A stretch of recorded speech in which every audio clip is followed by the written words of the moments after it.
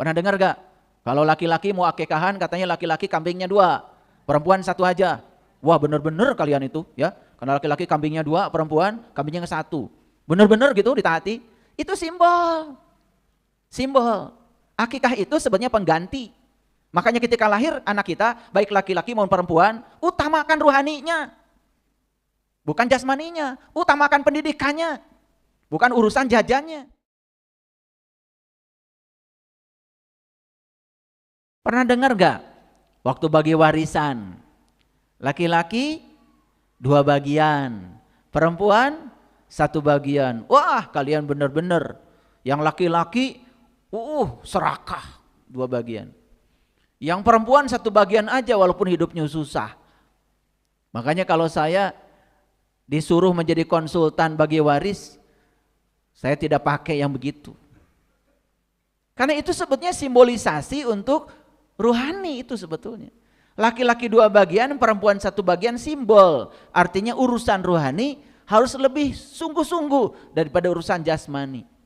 Kalau saya disuruh bagi waris jadi konsultan, saya tanya, siapa yang paling susah di sini? Gitu kalau saya. Ya. Wah, ternyata ya, yang paling susah itu adik perempuannya.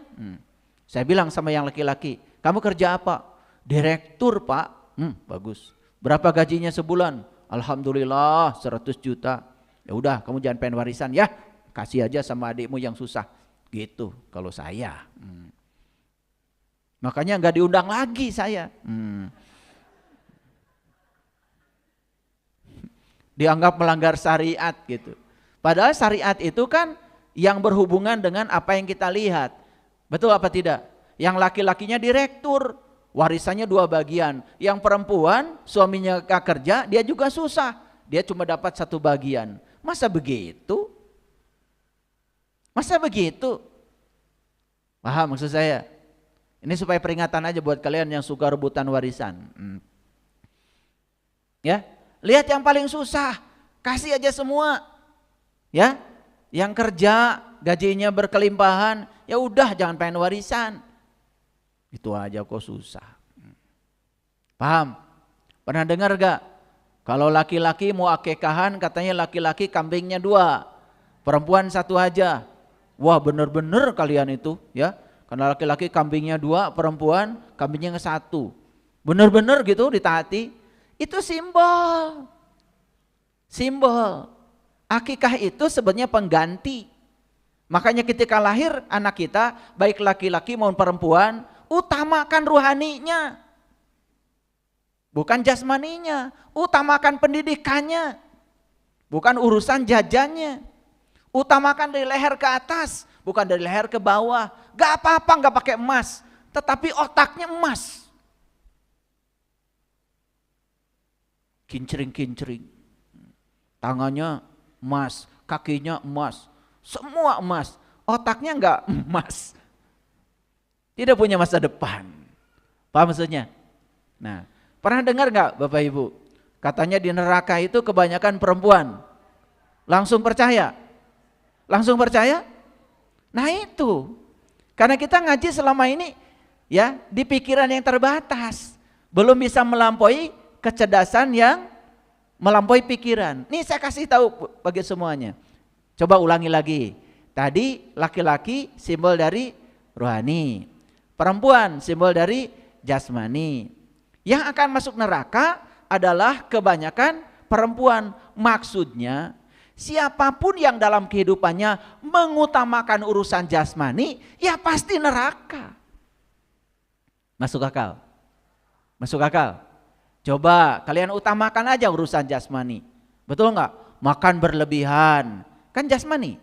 Walaupun sudah kenyang, sayang, mubadir, kan gitu. Kan sakit. Betul nggak? Coba. Silahkan bermain-main sepuasnya dengan urusan jasmani tanpa kontrol rohani, ya neraka. Ada orang yang hartanya banyak, berkelimpahan, tapi dia sangat terikat dengan yang jasmani itu, yang namanya harta tadi. Dia takut kehilangan, betul nggak? Takut berkurang, pelitnya auzubillah. paling juga ditinggalkan mati, tidak berguna hartanya. Karena dia hanya berfokus pada hitungan-hitungan jasmani. Nah, jadi di neraka itu kebanyakan perempuan, makna hakikatnya siapapun dalam hidup ini, baik laki-laki maupun perempuan, kalau hidupnya hanya mengutamakan urusan-urusan jasmani, ya pasti sengsara hidup. Tidak akan bahagia. Gitu maksudnya, ya. Ini kadang-kadang ibu-ibu suka gampang dibohongi. Ya. Seneng gak kalau dibohongi? Seneng. Coba kalau ada orang membohongi kita, lalu kita percaya pada orang itu, tahu gak pesan spiritualnya apa? Ya, pinter kalian ya. Pesan spiritualnya ketika ada orang membohongi kita dan kita ikut percaya pada orang yang bohong pada kita, itu pesan spiritualnya bahwa kamu masih bodoh gitu aja. Ya.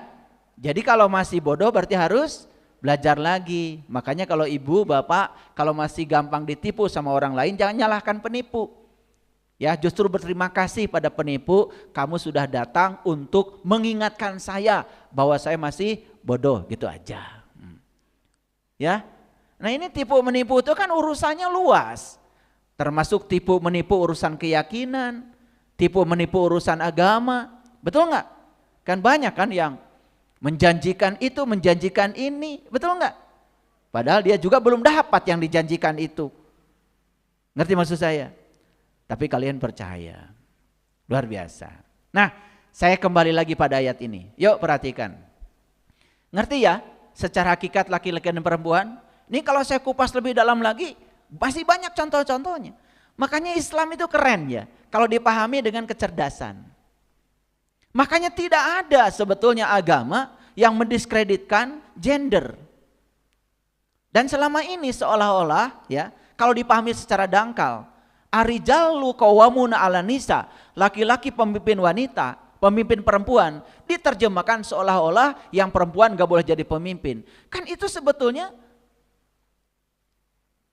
ya menjadi pendiskreditan gender. Seolah-olah ya laki-laki mau bodoh pun biar ada dia jadi pemimpin. Yang perempuan walaupun pintar pun gak usah. Saya terkejut ya, kenapa? Saya ngajar 34 tahun jadi dosen. Pokoknya IPK yang tinggi itu rata-rata perempuan. Maaf ya, bukan menyepelekan bapak-bapak.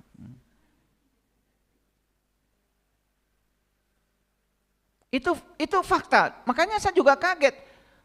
Saya tanya teman-teman yang ngajar di universitas lain, apa fenomena perempuan itu lebih cerdas daripada laki-laki? Terjadi di universitas lain? Terjadi.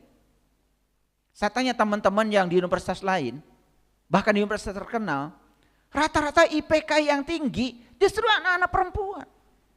Anak perempuan sudah tulisannya bagus, rapi, tuntas. Yang laki-laki kadang-kadang saya periksa ujian, rusak mata saya. Iya. Saya mencoba memahami ini maksudnya tulisan apa gitu aja, udah lama itu. Belum memahami kontennya. Itu pengalaman ya. Mari kita lanjutkan di sini. Wa ma arsalna min qablika illa rijalan nuhi ilaihim.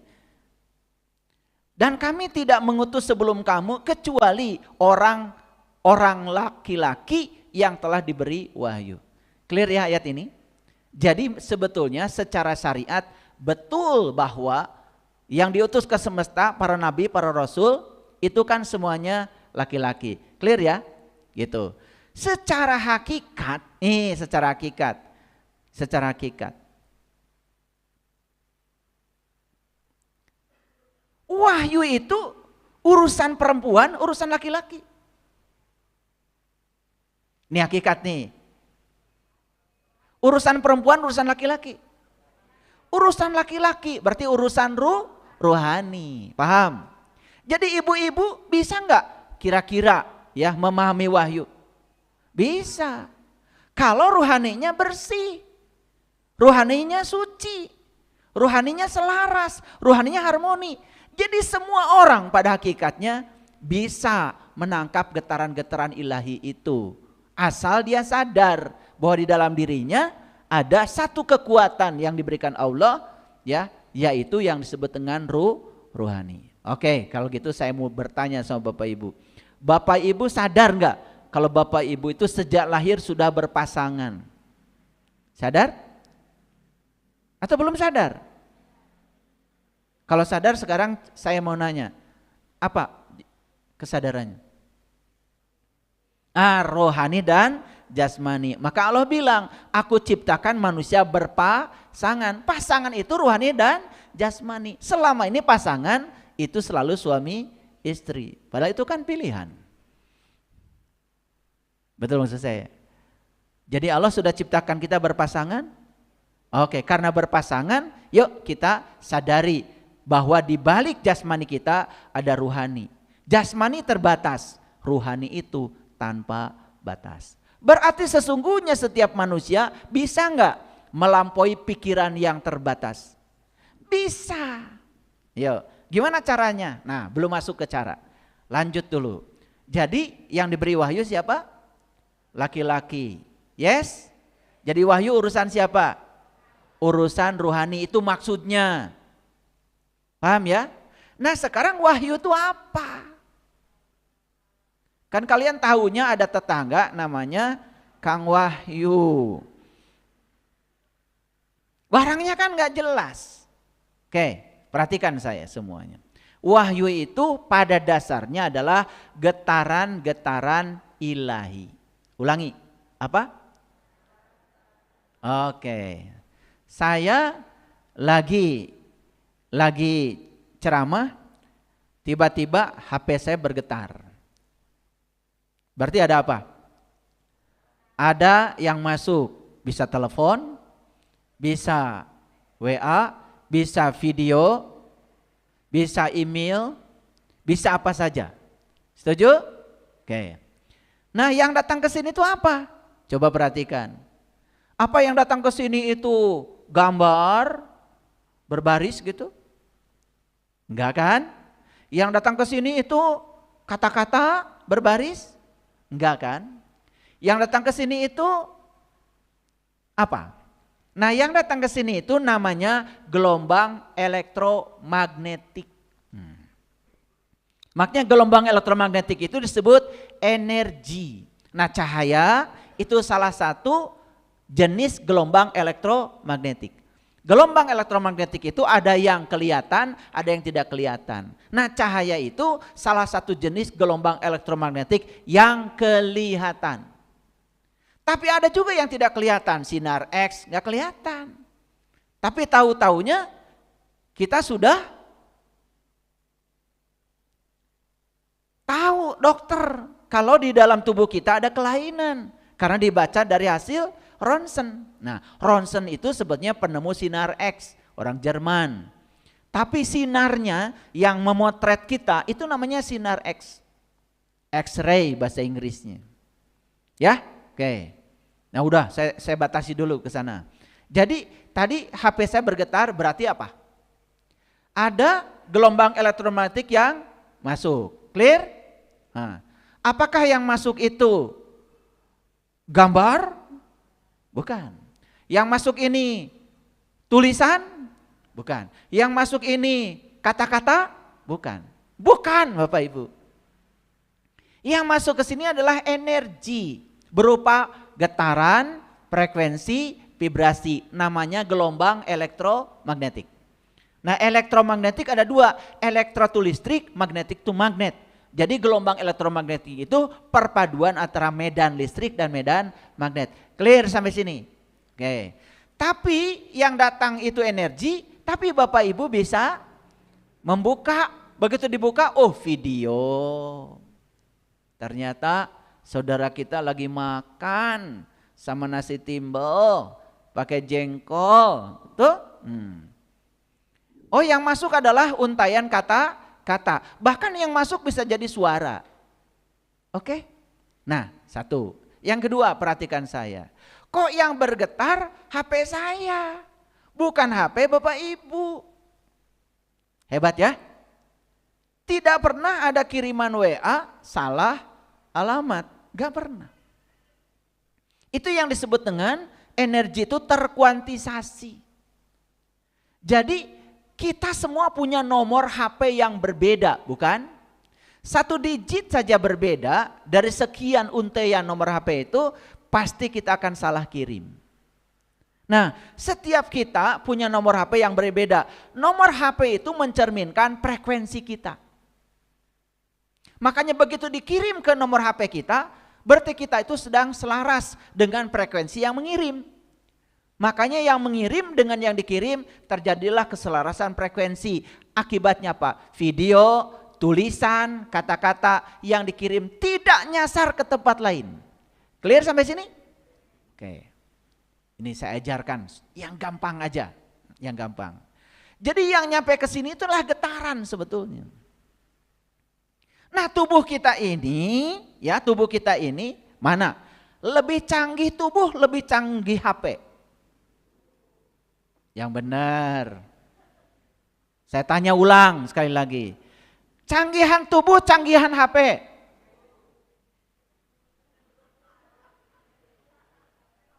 Kok kalian ragu-ragu? Coba yang di rumah gimana? Canggihan tubuh, canggihan HP. Oke, betul, canggihan tubuh. Ya. HP kalian ya iPhone terbaru. Dijaga. Si canggih. Betul enggak? Takut jatuh. Dilindungi? Dilindungi pakai macam-macam. Alat pelindung. Ya, anti air, macam-macam. Jujur ya, kalian lebih melindungi tubuh, lebih melindungi HP.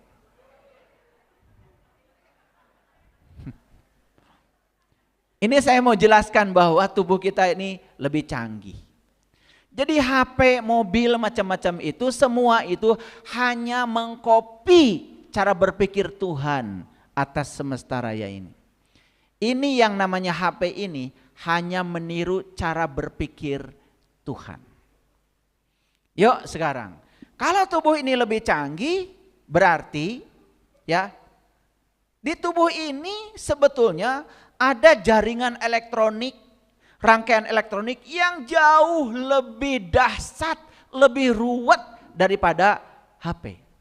Pernah nggak Bapak Ibu berpikir, kenapa ya Bapak Ibu lihat mobil, kok bisa tahu kalau itu mobil? Gimana itu bisa tahu itu mobil? Padahal kan yang masuk ke sini itu baru gambaran, ditangkap oleh mata. Dari mata disalurkan ke mana tuh?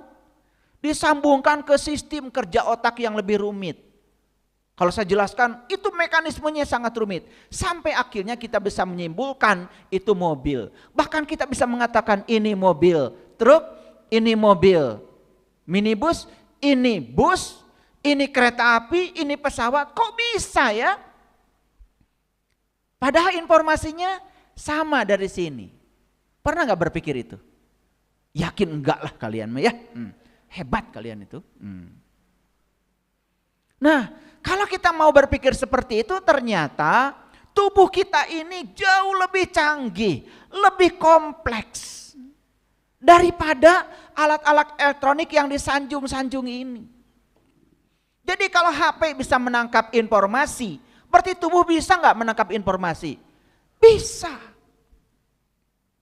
Makanya semua orang-orang spiritual, apalagi di kajian saya tempo hari, ya, fisika sudah mengantarkan manusia menemukan God particles, yang disebut dengan partikel Tuhan, yang disebut dengan Higgs boson. Partikel Tuhan itu bukan berarti Tuhan tersusul oleh partikel-partikel, bukan begitu. Saking partikel itu bermakna luar biasa dalam kehidupan ini, maka makna yang luar biasa itu akibatnya para ilmuwan menyebut frasa seolah-olah itu partikel Tuhan. frasa ya, itu sebutan daripada ilmuwan. Bukan berarti itu Tuhan, bukan. Aslinya namanya Higgs boson. Jadi Higgs boson ini gunanya adalah bisa menciptakan medan Higgs. Dan medan Higgs itu yang memberi bobot pada semua partikel-partikel lain. Elektron diberi bobot oleh boson. Kalau elektron tidak diberi bobot, tidak ada elektron, tidak ada atom, tidak ada molekul, tidak ada kalian. Tidak ada dunia, tidak ada matahari, tidak ada bintang. Maka saking keberadaannya luar biasa, maka Higgs boson ini disebut God particles. Luar biasa. Ini kalau saya jelaskan secara fisika, wah itu bisa menangis Bapak Ibu. Yang ngerti. Boro-boro kalian menangis ya. Baca istighfar enggak nangis, baca bismillahirrahmanirrahim enggak nangis, baca alhamdulillahirabbil alamin enggak nangis karena enggak ngerti. Coba kalau alhamdulillahirabbil alamin disadari, segala puji habis buatmu ya Allah, karena engkau sang keberadaan, engkau sang kehadiran. Tidak ada satu peristiwa pun yang terjadi di semesta tanpa kehadiranmu ya Allah. Kalau itu disadari, nangis pasti kalian. Apalagi yang kalian yang ingin dipuji, yang ingin disanjung, bohong. Katanya segala puji habis buat Allah. Lalu hak Allah pun kamu curi. Suka nggak? Senang dipuji? Ih ibu, ani gelis. Ih sahate ya. Jika menang manehna we, irung mancung teh. Betul apa tidak? Iya.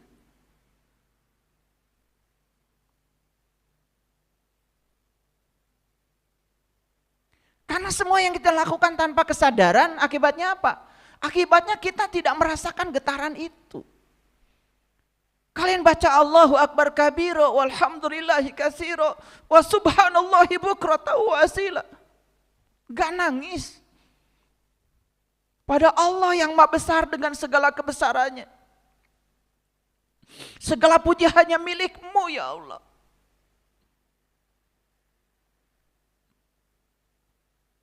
Dan sucikanlah Allah pagi dan petang. Apa pagi? Apa petang?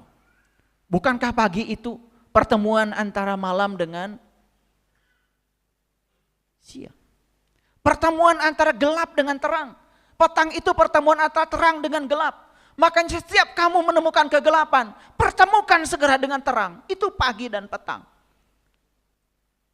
Ketika kamu marah, kamu sedang gelap, hadirkan cahaya dalam dirimu. Belajar memahami, belajar memaafkan.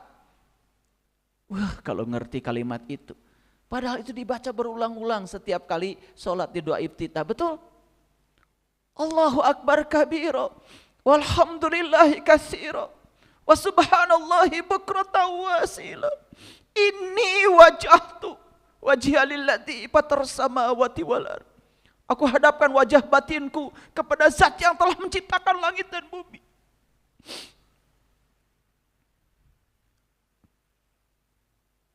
Gak ada air mata di situ, kering kerontang.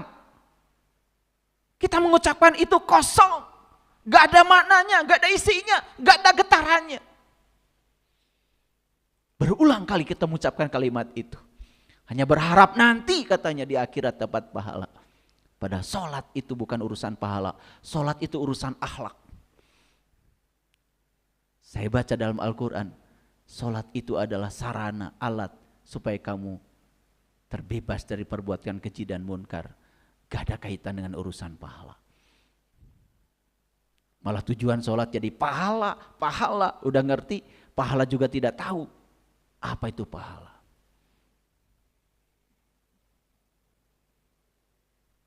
Jadi wahyu apa Bapak Ibu? Getaran-getaran ilahi. Perhatikan saya semuanya. Kenapa Nabi Muhammad bisa menerima wahyu? Kenapa? Kenapa kita tidak bisa menerima wahyu? Kenapa? Kalau wahyu itu getaran-getaran ilahi, berarti getaran-getaran ilahi itu ada terus sepanjang zaman. Dan kenapa Nabi Muhammad bisa menangkap wahyu? Berarti tubuh beliau itu lebih canggih daripada HP ini. Bisa menangkap semua informasi, bisa menangkap semua data. Kenapa bisa begitu? Coba ingat tadi.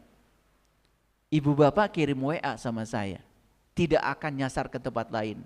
Karena ada kesamaan frekuensi. Ada kesamaan energi.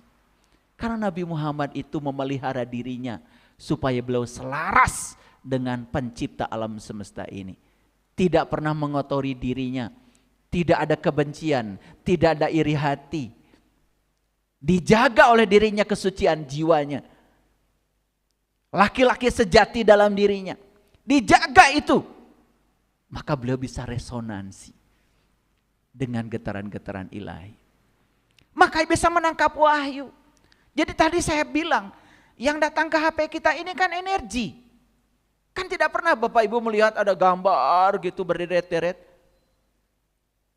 Lagi